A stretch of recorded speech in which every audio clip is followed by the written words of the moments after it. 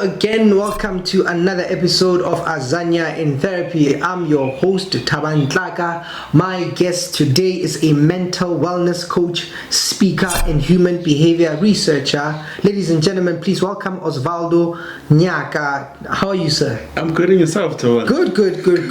Good seeing yourself. I was just saying, when I saw you after a long time, I see now you are looking lean. I was thinking, hey, this man, because he's a man who talks about money and finances. Is he balling? He looks a bit different, because when we make money, we start going to the gym, and so how have you been? I've been good. You've been good. Yes, I have. Yeah. So what have you been up to? Because we last time we saw each other was pre-COVID.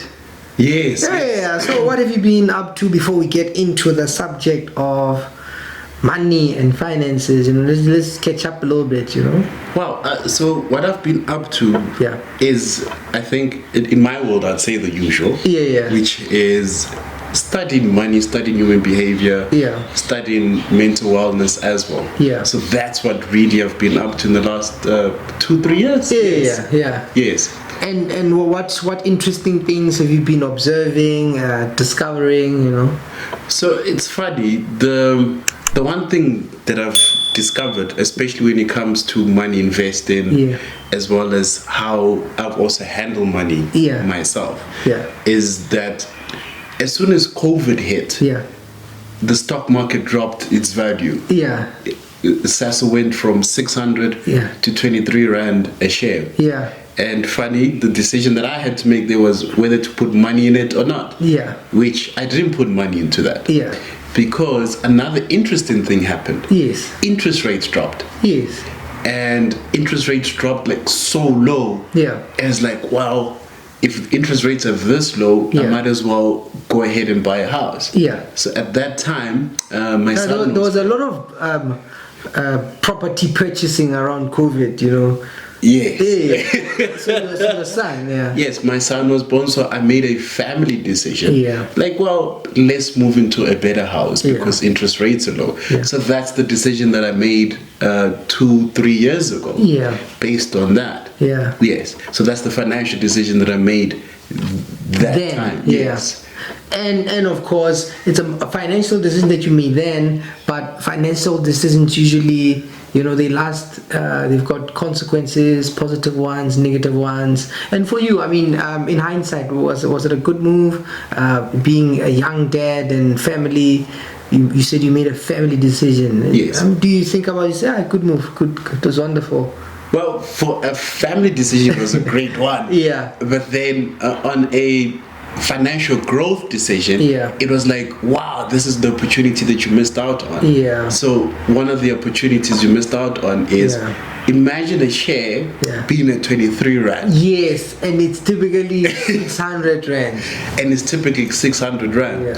That means if let's say you put 2,300 into it, that's about what? 100 shares? And now that 23 Rand now is back at 500. So your money. Are you kicking yourself? Yes. You see? And like, oh, this is how much it would have grown. Then the flip side is you look at it and you say, well, interest rate is going up. So the financial decision I made for the family, now it's going back to normal. It's like, oh, okay. Now I'm paying a higher interest than I was 2-3 years ago. So those are the decisions you're like, oh, okay. Family decision, good decision. Financial decision, this is where I'm kicking myself. Wonderful. I think you are also studying at an important place, because part of my observation now, I think there's a lot of conversations, different platforms, different spaces. People are talking about making decisions for themselves, making decisions for the family, right? Including romantic relationships. And it seems to me, I don't know if it's an observation, it's what you are noticing, that people currently are focusing on, I want to make more decisions for myself, as opposed to say relationships and things like that. I don't know if you've picked that up. Yes, I have picked it up. Yeah. And what I've noticed though is, especially when it comes around human behavior, is that people make decisions based on what they value most. Yeah. And so every single individual, whether you're black, white, doesn't matter your race, your age, or country where you come from, you will always make decisions based on your value structures.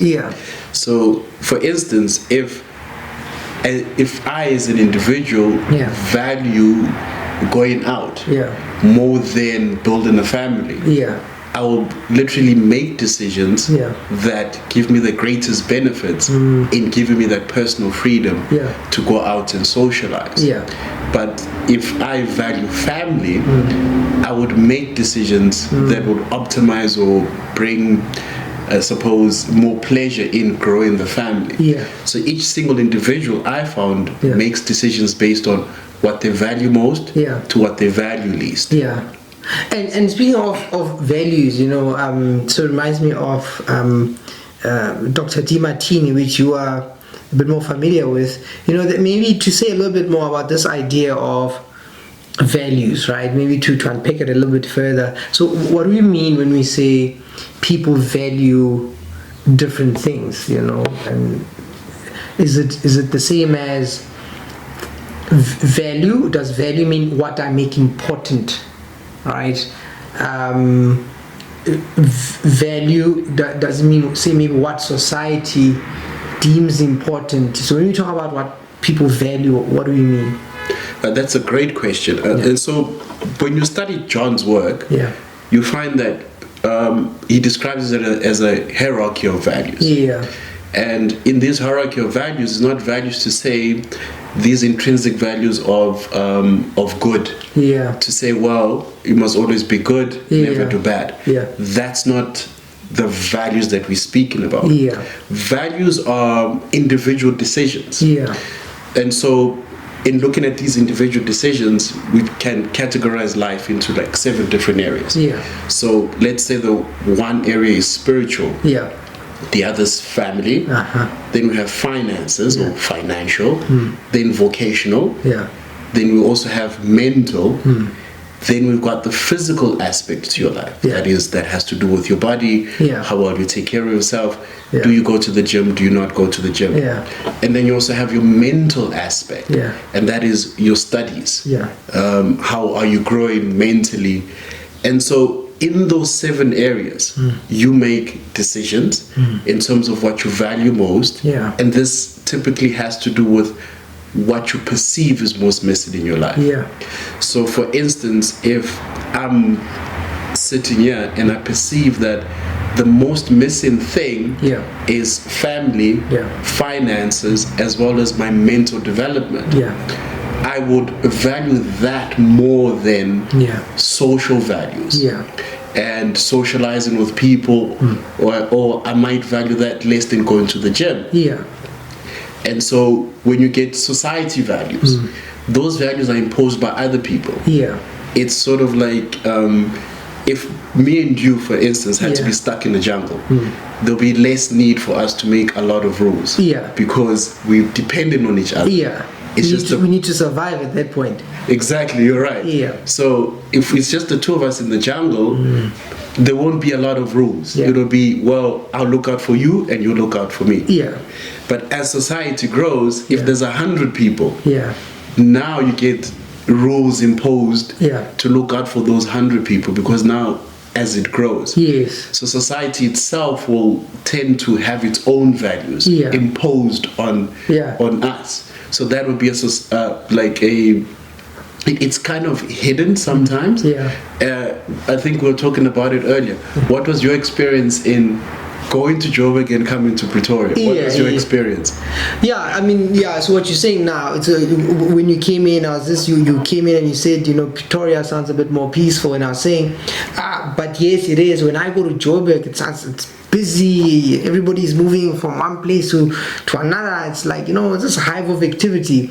But I experience Pretoria is a bit more calmer, more relaxed, and so even the driving, it's much calmer here versus you need to be Schumacher. So that's my experience, and it's busy. People are moving, people are doing things, You see, and so those are different value structures that each society would have. Yeah. But within that, each individual has their own values. Yeah. So if I'm in Joburg, I'm going to look for opportunities that speak to my highest values. I'm going to look for money. I'm going to look for a way to build a family. Or I'm going to look for, if exercising is important, I'm going to look for, okay, where can I go and exercise and get the most for my exercise? If those are the areas that are most important for me. And you come into Pretoria, I'll probably do the same thing. Individually, that is. But I would conform to what Pretoria deems as, okay, this is good, this is bad. And then I'll look for, okay, how do I do it in Pretoria? So those are the two value structures. I see, that can come about, what people prioritize. Do you think that then, another thing that, I don't know if you see it that way, like, for me now, it seems as if we are about buying, consuming, and in fact that's how at the moment it's like there's a game where society is playing, and the game is who can make the most money, and then those who make money like we have won, like they are the people we like and the people who we admire, and those who don't have money or deal badly with finances, society sort of puts them at the bottom, and this flows into how we deal with each other and also how we relate romantically in relationships. Like it seems as if we live in a society where we just consume, and those who can consume or afford the most are at the top of the hierarchy of society. I don't know what you think about that. That's an interesting one. You're right. Because fortunately or unfortunately, money is part of it. Is it part of it, or is it sorry to interrupt, but is it what we should maybe just aim for? We should stop with trying to be nice, and we must just come out and tell people straight that in this life, have money. I think it's important. And then the rest we'll see. Yes, because here's the thing though, is because it's such I love the way you actually put that question. So here's the thing, is because we're human beings. Human beings are looking for where they can have the most advantage over the least disadvantage. And because in society we value money, and like you said, we have this thing in society that if you're wealthy or you're perceived to be wealthy, we automatically assume that you've got power. And so, because we value that as power, we tend to gravitate to someone who represents that, because we believe that this person would give me more advantages than disadvantages. But in actual fact, there's an equilibrium going on. It's a dynamic that for as much as you have a lot of money, you have the same stress to the same level. So in essence, there's advantages to also being poor. And as much as there's disadvantages also to being rich and having power. But the advantages they must be different. Maybe elaborate on how would if you are struggling financially, what advantage do you have? Well, the one advantage you have is you don't have to worry about who's coming for your money. Because if the moment you have R1 million, and then you progress that to 10 million, it's a different dynamic in itself. It's a different stress level in itself. And so building wealth comes with that dynamic. It doesn't just, okay, now that I've got 10 million, my life is now easier. So I think because society thinks that, okay, once you have the 10 million, my problems will you are at disappear. peace. You are at peace. Life, everything is nice. But think about this, right? If I had to give you R1 million right now, how would you spend that money? Right now, probably I'm looking to build something. So it will probably go there, to build something that can make more money. You see, purchase something that can make more money to give me some cash flow so I can do other things that I like. I'm not into the splurging. I'm not into splurging now. I'm into invest. What can I do that will make more so I can do the things that I really enjoy, you know. So that's how you would use the money. Yeah. So that's how you take advantage of the money. Yeah. And in you growing yourself. Yeah. And growing those things, that's how you would use the money. Yeah. But now imagine if you gave me that million, right? Yeah. And I value going out more. Yeah. And I'm like, well, if I value going out more, yeah, the first thing I do is I go and buy a brand new car. Yeah. And that brand new car means there's maintenance that comes with it. Yeah. There's people who, when I go and socialize, say, well, you got a car. Yeah. I don't have to add petrol. Yeah. And those are the dynamics that I have to contend with. Yeah. So you, with $1 million, the challenge is how do I now create extra cash flow? Yeah. How do I work with people differently? Yeah. And that's the dynamic that it comes with. Yeah. And I think that the more we understand that money is just a dynamic. Yeah. It is important. Don't get me wrong. Would you go as far as saying it's a tool? Yes, it's a tool. So money is a tool. Exactly. Exactly. Thank you so much for that. I'm actually wanted to write that down somewhere. Okay, so money is a tool that we can use to do different things, right? So where we started off is more like so what people value, and then I followed up with the question of, you know, where we are in a society, that what should we like, should we just value that, right?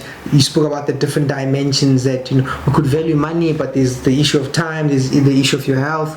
But where I wanted to now take it is you know, to just bring it down, like basically, right? So money then becomes a tool. My question to you would be like, because now, I mean, you say you study human behavior, right? You research that. If you had to teach people, like say there's this bright-eyed student, they're just beginning a job, and you know they're about to get their first pay, and you have an opportunity to talk to them and to lay it out about money, like, okay, you need to think about this, and I mean, what are some of the things you'd say? But the first thing I would say, so just to get this question right, is you said if a brand new person about to get their first paycheck. Yeah, here's this person, you know, their career is beginning, and they're going to get money, a salary of some sort, and they just don't know, and they're asking for advice. They say, I want to make good decisions going forward. I don't want to make bad decisions with money. You know, just give me some advice. You know, with money. What would you say? They are about to begin their career. Wow, that's a great question. The first thing I would ask them is, I'll probably ask them what their next 10-year to 20-year goal is. Okay, so now this hypothetical person says, no, what I want is I'll probably study, or I just want to make, or maybe they say to you, I just want to make sure that in the future I've got, I don't struggle for money, I don't struggle with money, I don't, you know, I'm okay, I live a very comfortable lifestyle, I can travel, if my kids need something, I can help them, if I need to go to the hospital, I want to make sure that my future is financially secure. Yeah, great one. And so let's put then the best way to do that is to put an asset value to that. A number.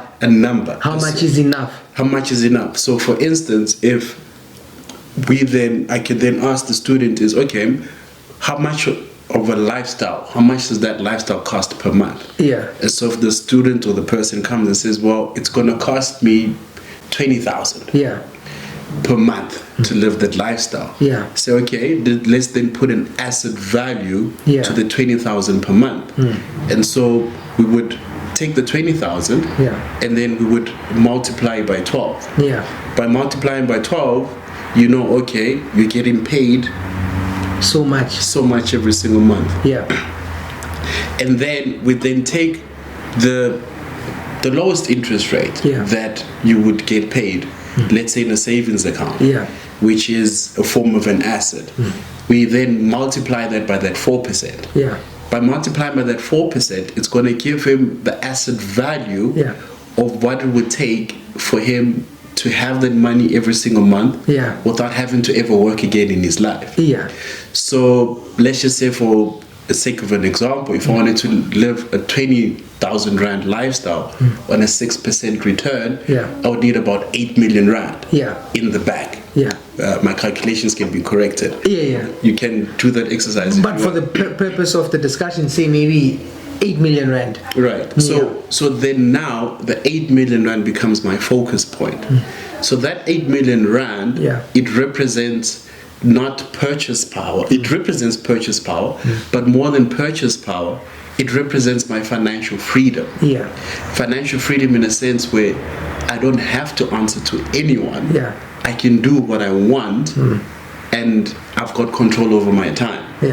So now you know that, oh, I'm working towards 8 million Rand of an asset income. And that would be my advice, is to focus on the 8 million Rand as a freedom. I see.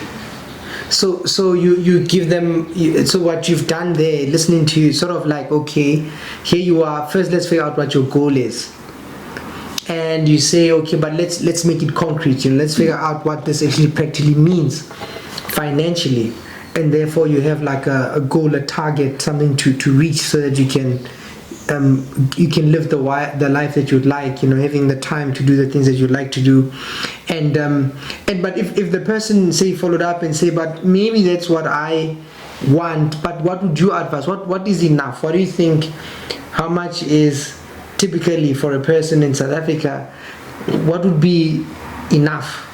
It depends. There isn't on the kind of lifestyle you want. It depends on the kind of lifestyle you want. I want to travel. Yes.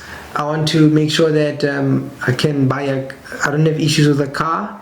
I can, so I travel. I don't struggle with school fees. Like financial, I can pay for whatever I need and want, and I can travel. Yes, so those are good. That's like, okay, you're seeing the picture, but then now let's financially look at it. Let's get it down to numbers. Then would then have to then get concrete. Because that's where we make the mistake. I'll tell you why I'm asking. It's because many people, if you ask them, people want money, right? I want to be rich, I want to be wealthy, and you ask them and you say, but how much do you want? Like, what is enough? Like, how much do you want? Because I mean, there's no ceiling, right? And a person would say, I don't know, I want to be a billionaire. But then I think, but for what? Like, how do you, is it because it's a number you hear? What do you want a billion for, right? Or somebody says, no, I want like 50 million. Okay, but like, what are you going to do with 50 million? But what would be, I don't know if you've ever thought about it, like, if somebody just wanted to say, I just want to be able to wake up, I don't need to go to work, but I get money, I eat well, I travel, I can purchase a car. What do you think that figure looks like? Well, if you had to guess. If you had to guess, like I'm saying, like, I'm asking you now. For me. So for my number, right? I can come and tell you, well, if I'm living a 20,000 Rand lifestyle, that covers everything for me. A 20,000 Rand lifestyle. You want a billion. But you see, if I get a billion, does it sustain my lifestyle without me having to work? So I'm saying that my financial freedom number, in terms of an asset-based income, and this is why it's important to look at, okay, investments and asset and it paying you without you having to work. So that number is on 8 million. I'm like, okay, 8 million put into a savings account, 6%, that covers my lifestyle. So that's for me, in terms of the lifestyle that I live, and because that's what I see. I don't see myself splurging on big cars. I don't see myself overspending a lot of money. But that's the lifestyle that I want. So based on that lifestyle that I want, okay, that covers that. And that's where you make your decision. But for instance, if I go on Instagram and I see someone, okay, well, they're taking pictures of being in expensive restaurants, or sometimes you hear celebrities oh, the celebrities just bought a Mercedes Benz. Wow, they went to Dubai for the third time this month. They went to Dubai for the third time this month. Yeah. Then you gotta ask yourself, yeah, what's the cost of that in an asset-based income? So it's the same as when you're an employee of a company and you go and you ask for an extra raise of 1,000 rand. Yeah. What you gotta ask yourself is, what does it cost the business to give you that extra 1,000 rand? Yeah. Because it means they need to generate an extra income of 12,000 in order to pay you that extra 1,000 rand. Yeah. So they're looking at what's the asset cost to give you that. Yeah. So if we translate that into our personal lives, it now becomes okay. Yeah. The more I invest, the more returns I get, the more freedom I have. I see. What I suppose what I like, I'm trying to push you this way, but what you're sticking to is how to make it practical. Yes. And the idea here is, you need to have then an asset that will allow you. So first you need to know what you want, how you want to live, and then we have to have something that will help you live that kind of lifestyle. And so it's not based on, say, feelings or your upbringing. Is based on what it is that you'd like. But it's not like that for most people. Like, I don't know what you think, but it seems to me the way we relate to money, right, has to do with, see, how we grew up. I had this guy, he was on the radio, this guy was on the radio and he had a beautiful song, and the song was about how he has arrived. You can see me now, I've arrived. People didn't see me before. So one of the presenter asks him, what inspired the song, and he goes on to explain. He says, when I was young, I had I had this jersey that had a hole, and the other kids used to laugh at me, and my shoes weren't really the best. And then in a way, I vowed that one day I will arrive and I'll make it. So he wrote the song, and then at that point I thought, this man is building his life because of how he was wounded as a child. And when I thought about that, then I noticed that other people are like that. It's more like, I grew up struggling. I want money because I don't want to experience what I experienced before. Do you think that's a good motivation, or should should we pursue a stable a stable financial life or wealth because we are afraid of what we experienced, or because we want a particular lifestyle, or because we see stuff on social media? Like what? If you were to pick somebody who'd make sound financial decisions, what do you think would be motivating them? Well, different reasons. And it doesn't matter. And it doesn't matter. So that was a blessing for him to go through that, because it taught him that, hey, you know what? He vowed, I'm gonna make money. This is not how I want to live. So that is a blessing. The danger there, though, is that what you can look at something as tragic and be like, well, that was so tragic, I'm going to avoid that as much as I can. Whereas it's also a blessing in itself, because in there it was also teaching him how to live frugally. It was teaching him how not to pay attention to how people criticize you.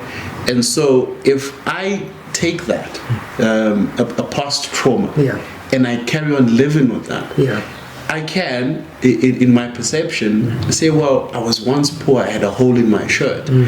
I can make a lot of money, and because of that trauma, I can still make financial decisions that are bad, in trying to avoid people seeing me not having money.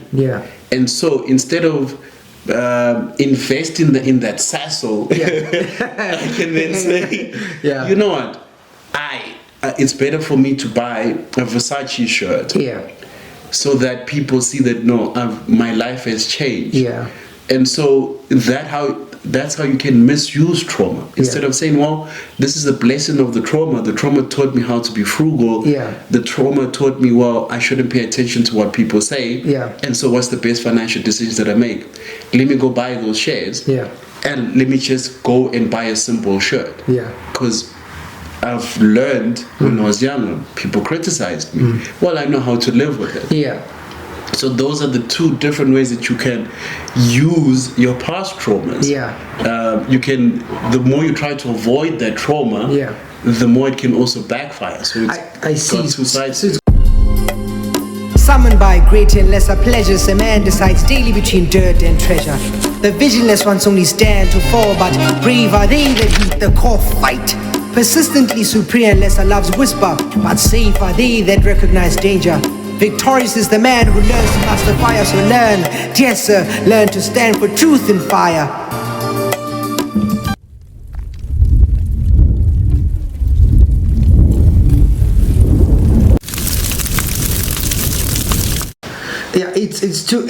So it's two sides of the same coin, right?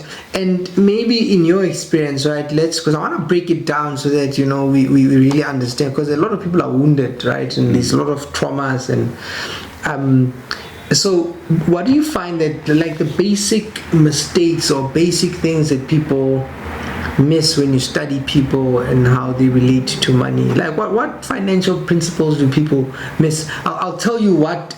The first time we went somewhere where I met you the first time, one of the things you had said was pay yourself, but it was more like, I've heard that before, but what stood out was that you said, look, you pay other people and then you need to pay yourself, because now if you, when you make money and you pay other people, you are sending a message to yourself saying that you are not as important. See, so I've heard that pay yourself first, but what caught my attention was this idea that you're communicating to yourself that other people are important. Let me pay them, I'll pay myself last because I'm unworthy or whatever it is, right? So that's one of the things I think maybe we misunderstand, you know, and thinking that money can just go, like it's this easy. What other things, when you work with people, you're like, but people miss this basic fact or this basic idea? That's the most important one. Okay. Of not paying yourself first. And in paying yourself first, it's, people tend to think that, let me go and buy something. Yeah, so that's when you say pay yourself first, they think, let me go spend. Yes, I'm rewarding myself. Let me go pay for that massage. No, but you don't mean that, No, I mean that the material, the money itself, whatever it's in, whatever currency it's in, I literally mean take that currency that you earned and go put it somewhere that is yours. For instance, a savings account. This is one of the most important psychological steps to take. Is to actually have a savings account. That the moment money comes in, it's the first place it goes. So that you're, like you said, it's telling yourself psychologically that, okay, a portion that comes in is mine. It's not a portion that comes in, I go and pay for that massage parlor. What you're essentially doing is you're building the massage parlor's financial house up, and not your own financial house. Then if there's something left, then go and pay the masseuse. So I see. So maybe people also miss that, this whole paying yourself, because, you know, me, I'm gonna buy myself a jacket or I'm gonna go for a spa or whatever it is. But what you're saying is that no, take it, put it there so that you can have a sum that you can use to do other things, right? I don't know. I've heard people talk about savings, like as in, what's the point, right? Rather take the money and put it in an investment account. I don't know if you've come across people saying negatively about savings, saying it's not the best way to save money. I don't know what's your view on that. Well, like I said, savings is a psychological component to wealth. It's the most basic thing that changes you psychologically. And then people come and say, well, no, why would you save your money? Why not go put it here and try to get 10, 12% or 50%? But then, can I ask you something? You being a psychologist, would you take a person who's in grade 3 to go and write a matric exam next week? Of course not. Why not? I mean, they're not prepared. They are mentally, you need to prepare them. You need them to develop the habit, so that, you know, you need to teach them a lot of things so that they are able to write. Exactly. And so imagine now you go and tell someone who hasn't mastered how to put money into a return of 4%. Yeah. And you now tell them, well, go and put your money into a 50% return. Yeah. There's gradations to it. Yeah. And like we said, there's a dynamic. Yeah. As you go up, yeah, in terms of returns, the higher the risk. Yeah. And so if you tell someone, well, don't put your money into savings, yeah, the person takes 100,000, goes and puts into an investment where they can gain 50% within 2 weeks. Yeah. If the person gains 50%, what is the person likely to do the next time with more money? They go put it into there, and they're likely to take more and more and more risks in there.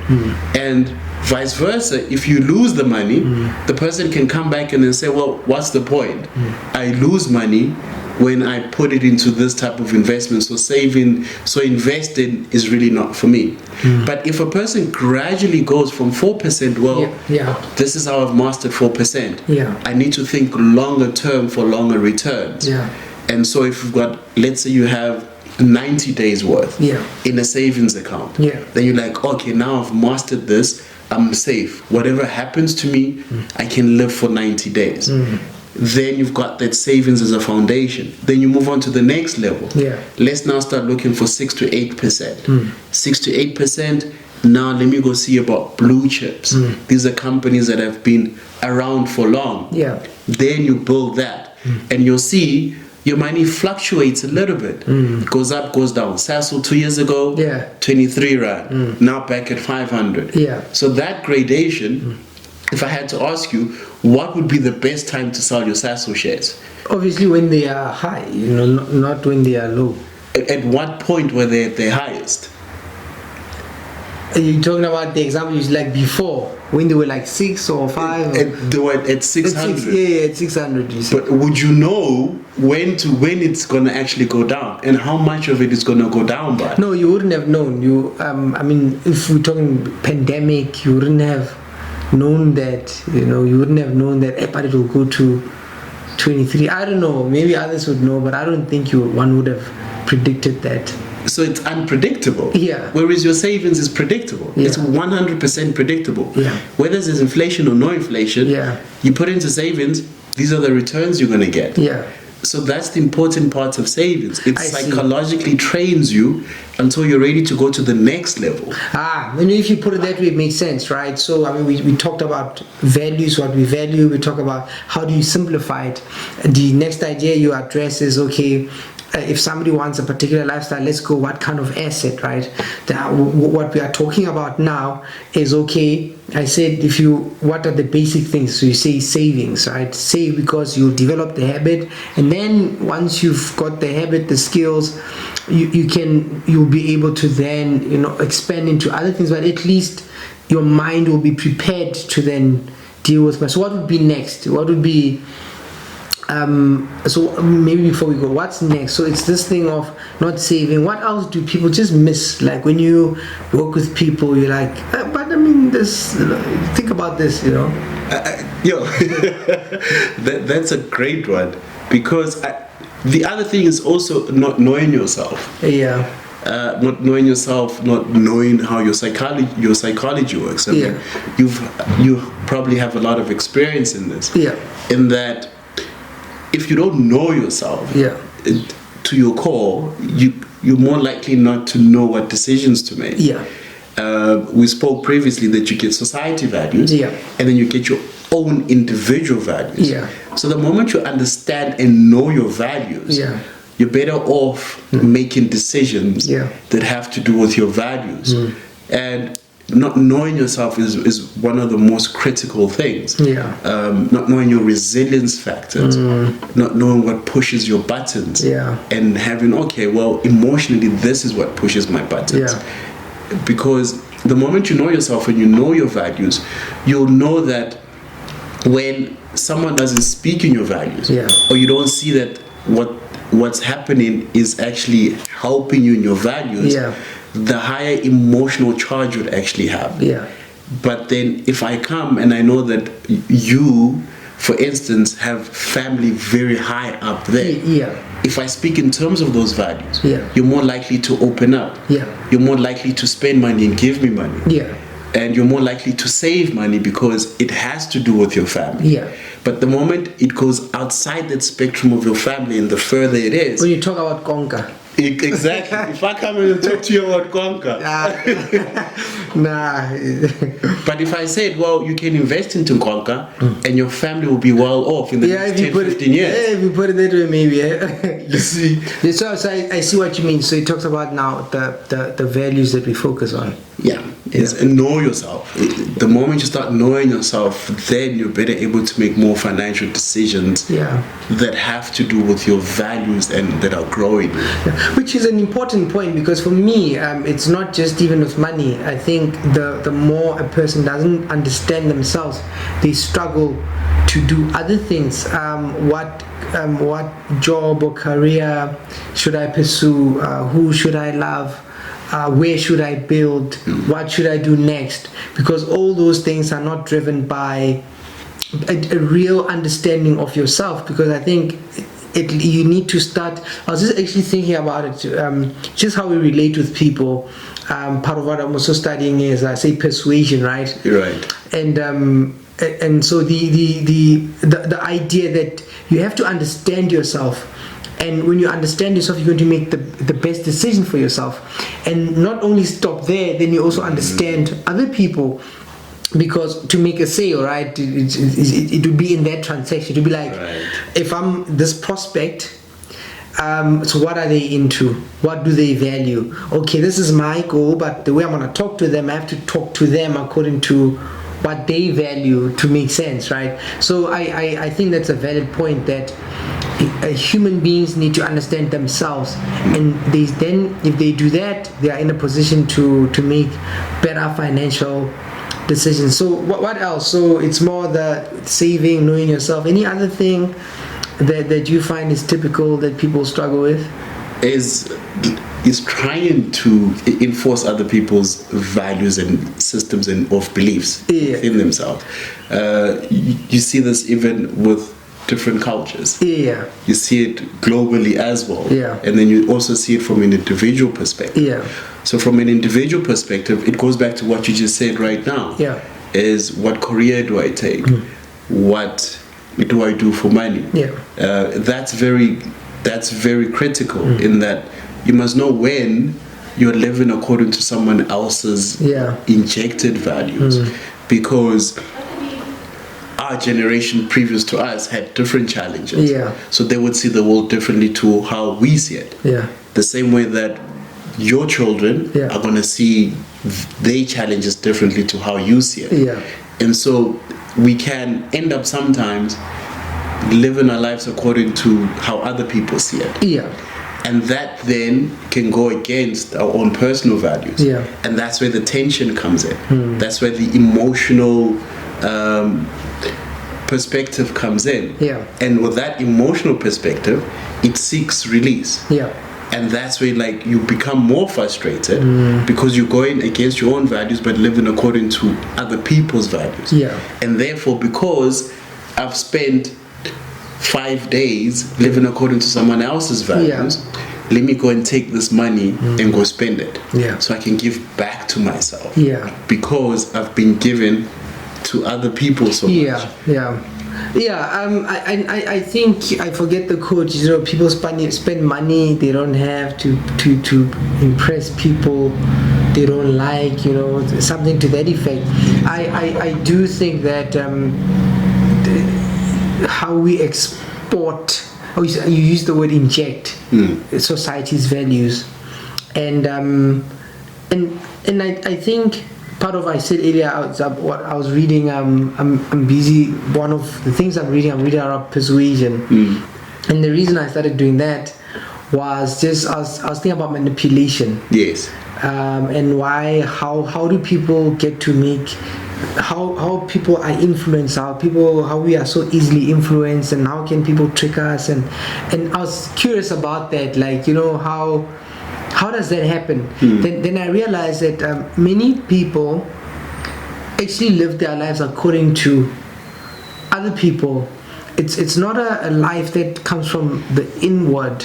it's what we value, the ads that we watch, the people that we watch, what they do, how they live, and we think we want those things, but we don't necessarily want those things, you know. I mean, an example would be a new phone. Yes. You have a phone, it works perfectly fine. Next year, the same company releases another phone. Yes. I mean, the phone you are currently having doesn't even have, you're not even using half of the features on the phone. Right. Now you want a new phone because the company has introduced a new phone or a new car, or you want the latest model. Yes. But if somebody had to ask you, like, do you need it? You don't need it, Right. but it's like a status symbol, and which makes me think then we do live. Many of us live according to societal pressures, ideas, what society values. So that would be the third thing that you notice that people struggle with. And maybe then, if I think about the future, then are you, when you work with your clients, and maybe let me ask it this way: what do people typically come to you for? Like when you are generally talking to people, why do they approach you? Well, they approach me because they normally would have an emotional charge towards something. Right. An emotional charge or perception that they either received too much good or too much bad. Explain that a little bit more. And so there's a philosopher. I get his name right, and I also get it wrong from time to time. Yeah. His name is Heraclitus. Yeah. Or Heraclitus. Yeah. He wrote a long time ago that there's an equal and opposite to everything that is in existence. Yeah. That you will never get one without the other. Yeah. Then later on, another philosopher by the name of Spinoza, he also wrote that no matter how thin you slice it, there's always going to be two sides. So he was also advocating that in the world we live in this dynamic of two polar opposites, and that everything in existence has its own opposite to it. And then I discovered a word called duality. Duality or polarity. Goes in depth, and it just explains that for every system that you create, there's an equal and opposite of that system. So we are basically living a life where everything is in balance. You can't mess up the balance of what's going on. And so sometimes a person will come to me and say, well, I've got an emotional charge. But do they phrase it that way? How do they like they wouldn't phrase simplify it. So you would say, it's an emotional charge. But when they're coming to you, what's going on with them? Like, it's like, oh, I made a bad financial decision, or look, I'm stuck here. Or how do they typically arrive in front of you? So let's say that, for example, so they're saying, well, I made a bad financial decision. So in there, what's going on is they're saying my emotional charge is the fact that somewhere in my life I went and I made a purchasing decision which I'm perceiving to have had more bad than good. So that's the perception that they're having, that I made a decision that has more bad than good. And so they're not seeing the other side. And so the perception is, I made a bad financial decision in the past, and I'm more likely to make a bad financial decision again. What they don't understand is when we then digress the person to that moment in time, you find that their values were different from what they are right now. So because... No, I bought a car that... Because I hear you saying perception, right? So I want to maybe challenge you a little bit there, right? You say it's a perception. Say I bought a car, and I just realized now I can't afford it. They want to take the car. So you would say, now you are perceiving that as bad. But remember, there's duality. There's the opposite to it. Maybe now you are relieved, because is that how you'd approach it? I think you got the point right there. So they're not seeing the other side to it. So they made that decision. We will always make decisions based on the amount of information that we have at the time.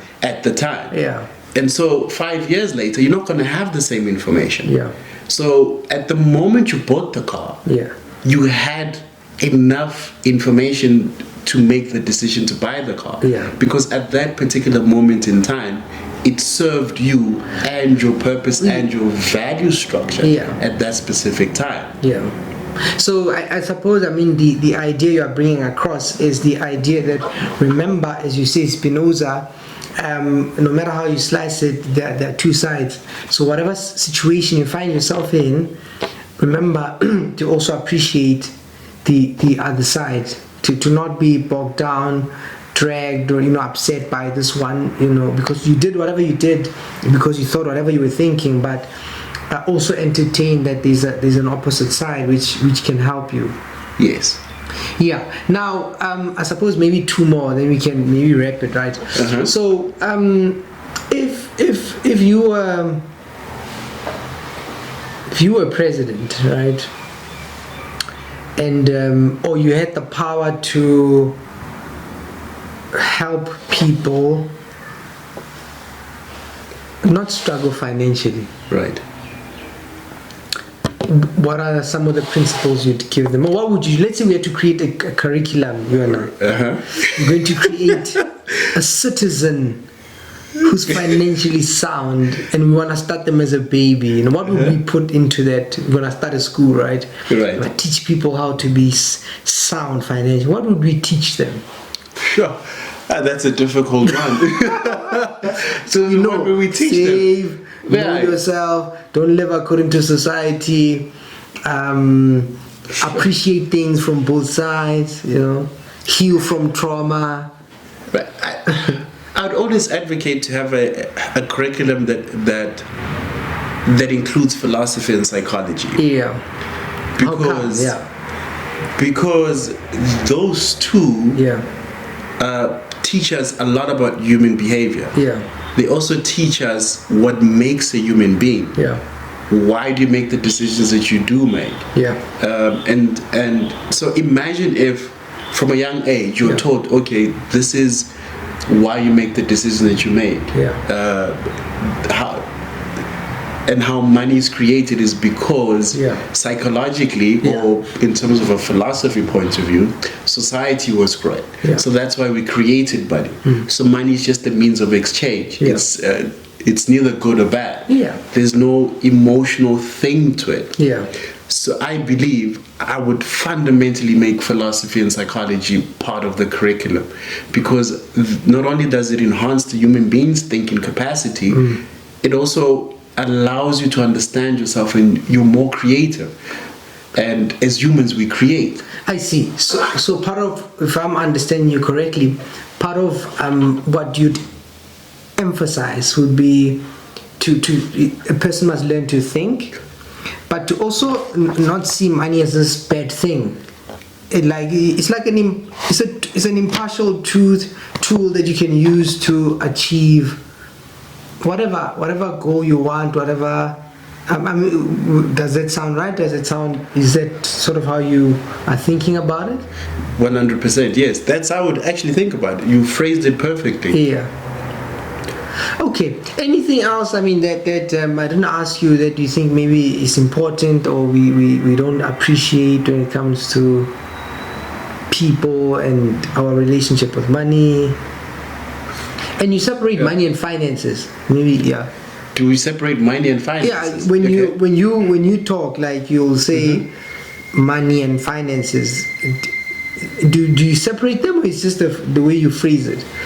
I sort of separate them because money is the actual thing. So, now money can also come in the form of Bitcoin. Yeah. So money is forever changing. Yeah. But it still falls under the category of finance. Okay. So it's finance. Yeah. Although throughout ages, money changes. Yeah. The form of money changes, but it's just it's an area of finance because the same rules apply. Yeah. So I would say that the most critical thing is to learn the principles of money and finance and human behavior. Yeah. Learn the principles. I think you're studying persuasion now. Yeah.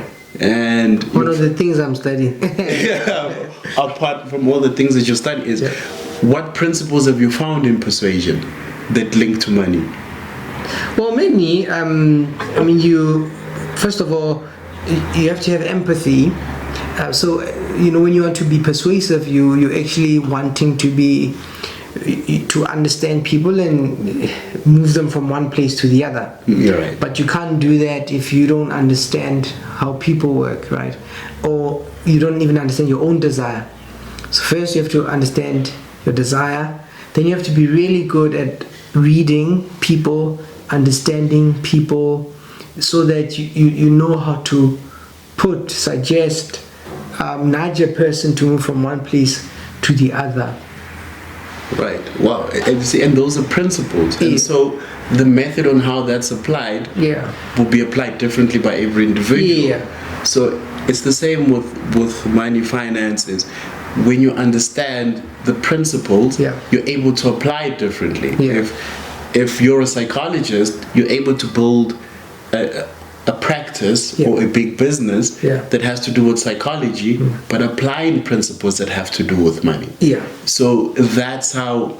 That's one of the things that I would say is study the principles of human behavior, money, and life in general. So my last question would be any parting shot, right? Last comment, or in summary, what do you say? But before that one, so how come, so your introduction, so mental wellness speaker, human behavior research, how come you were interested in that, That's very when did I first become interested in it, and why, or why? Why is that? Because you're a mental wellness coach, and so why are they into speaker, human behavior researcher, so what was the interest, and and how did you actually get to a point to say, this is what I want to do, this is what I'm doing? Well, I'd say I found that out when I was about 27 years old, that I wanted to speak and teach and impart my knowledge, because I was always looking for a purpose. I've always admired people that found their calling and said, well, this is what I wanted to do. And so I learned that I can speak. As okay, I can speak, but I don't just want to speak. You must have good content. I want to have good content. And so I asked myself, what do I love learning? What's the general thing that I love learning? And it came to, well, I love learning human behavior. Because I was interested in myself a lot. I was asking myself the question of, what is my purpose? And trying to find my purpose. I see. And studying different things, from money, having different mentors, from Dr. John DeMartini himself, to reading philosophy, getting interested in philosophy. I was like, wow, it's human behavior that I love studying. I see. You never wanted to become a psychologist. You never wanted to study, and yes, I did. I did. And now? I did. I actually wanted to study psychology and philosophy. I've wanted to do all of that, but I could never find myself to a decision to what is it that you really want to do? And so I found myself one day I want to go and read philosophy. The next day I want to go and read psychology. And so I just made a personal decision to say, in essence, make time to study. Okay. So put yourself through the study. Go and pick up a book. Go and buy the book. Go sit down, read the book, and really apply that. And that's really what has driven me, because I didn't want to go to school and then just go to school and then you've got this degree and that's why you went to school. But no, I just said, look, I'm going to be studying the rest of my life. I see. But you wanted to study something that fits in with your purpose. Yes. Okay. For our discussion, right, from today, any closing comments? I would say, look, study money. That's the first thing, is study money, and also just know that you're gonna make bad financial decisions, and from time to time. Yeah. You're not always going to get it right. Yeah. And the best thing that you can do for yourself is to study the great wealth builders. You can go into Google now, type in 100 top investors of all time. List will come up. You'll find Warren Buffett there. You'll find John Templeton on there. And that study the masters of wealth, people who've built wealth, and also understand that money is not for one culture. Yeah. It's a global thing. Yeah. And every culture I've found has had their moments when they've had the highest wealth. And yes, a very critical video that I would suggest anyone to go and listen to, the video by Ray Dalio. He speaks about the global change. So in that short video, it's about 40 to 45 minutes. Yeah. He actually goes in depth and teaches you how economic powers shift and change, how a culture goes from being the poorest, the productivity goes up. Then once they're at the height of wealth, they tend to look for power structures, and then it shifts and it changes, and it goes in depth to show you that globally China now is starting to pick up and becoming the global power. So that video, I think, is insightful. It's very insightful, and will teach you about the dynamics of change in power when it comes to economics and money in every culture. Thank you very much. I mean, I think that's a good part in short. You're giving us a reference. I will check it out. But thank you very much for coming through. Thank you for the conversation. Looking forward to another conversation. It's been a pleasure. Yeah, it's good to see you again. Good to see you, man. Good. Yeah.